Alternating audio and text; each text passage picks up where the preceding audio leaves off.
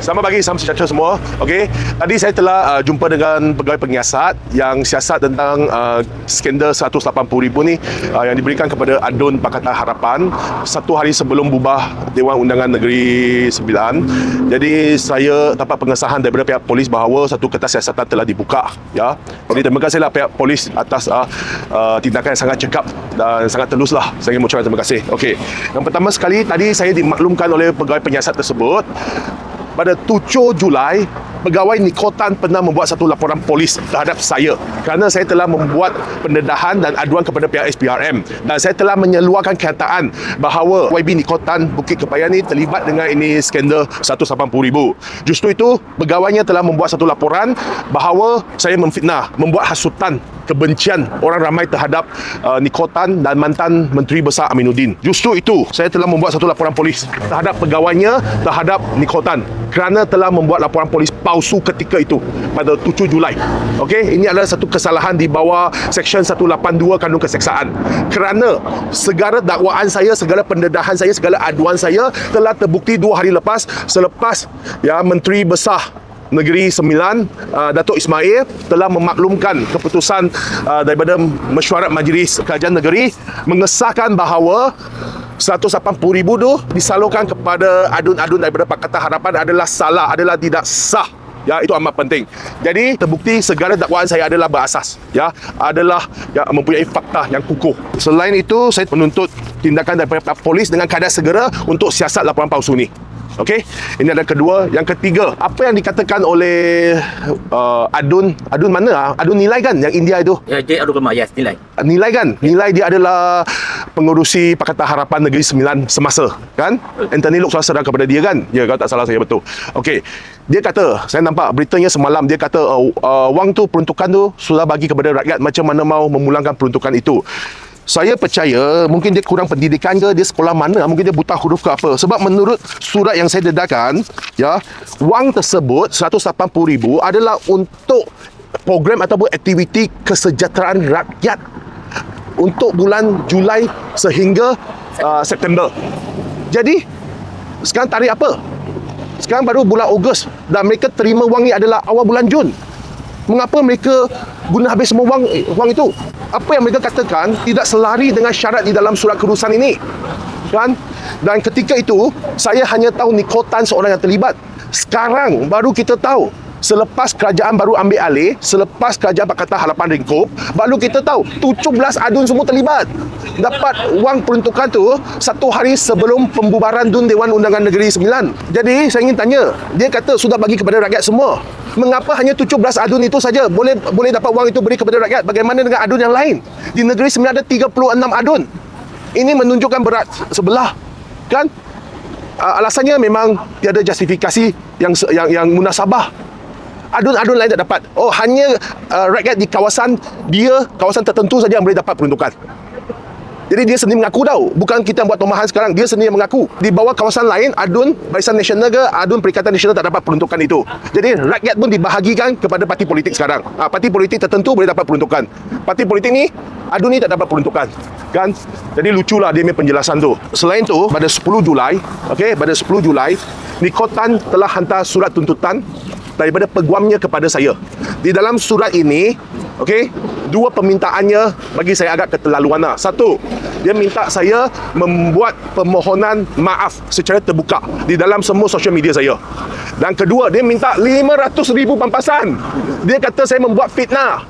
Tetapi saya amat syukur sekali 2 hari lepas dan semalam juga Menteri Besar Negeri Sembilan telah mengeluarkan kenyataan bahawa segala dakwaan saya, pendedahan saya adalah mempunyai fakta dan berasas. Ini penting.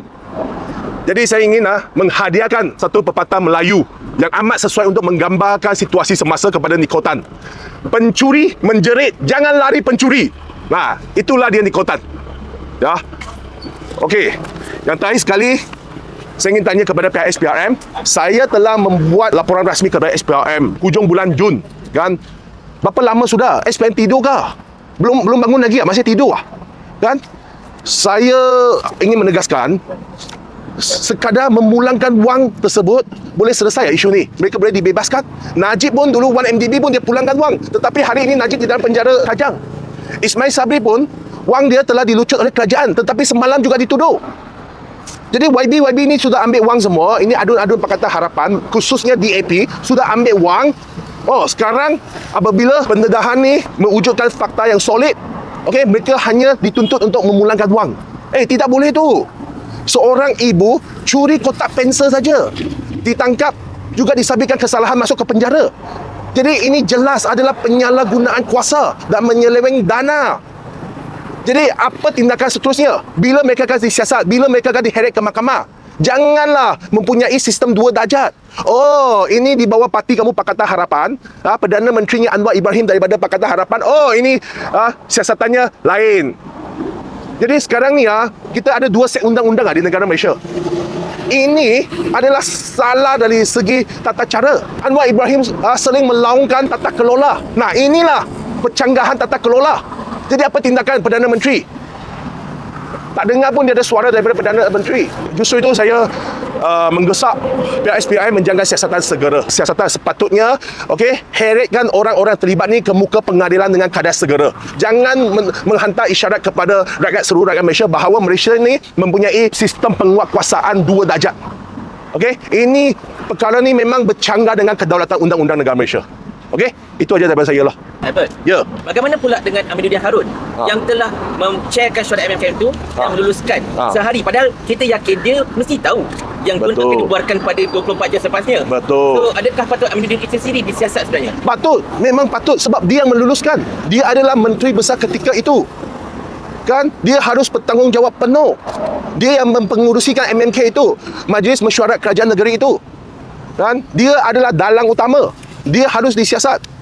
Dan satu lagi, persoalan saya amat penting sekali. Bagaimana dengan adu-adu yang sudah kalah? Yang kalah tu bagaimana? Mereka turut terima peruntukan ni. Dan peruntukan ni adalah sangat jelas yang tercatat di dalam dokumen ni. Saya tak faham lah, mungkin mereka buta huruf ke apa. Memang saya tak faham lah, mereka tak faham bahasa Melayu ke apa. Ini adalah untuk program kesejahteraan rakyat bagi bulan Julai sehingga September. Sekarang bulan apa? Baru Ogos. Jadi untuk September tu di mana wang itu? Untuk Ogos di mana wang itu? Benda ni memang bagi saya lah, benda ni songsang. Ini satu kegiatan songsang.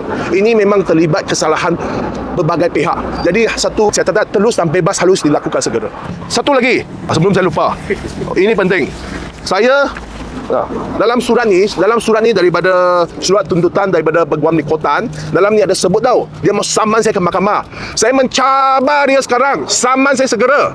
Saya akan subpoena bekas Menteri Besar Aminuddin, saya akan subpoena SUK, Setiausaha Kerajaan Negeri, saya akan subpoena Ketua Kewangan Negeri, saya akan subpoena pihak-pihak terlibat pergi ke mahkamah. Kita mendedahkan segalanya di mahkamah, biar saya teranjangkan mereka di mahkamah.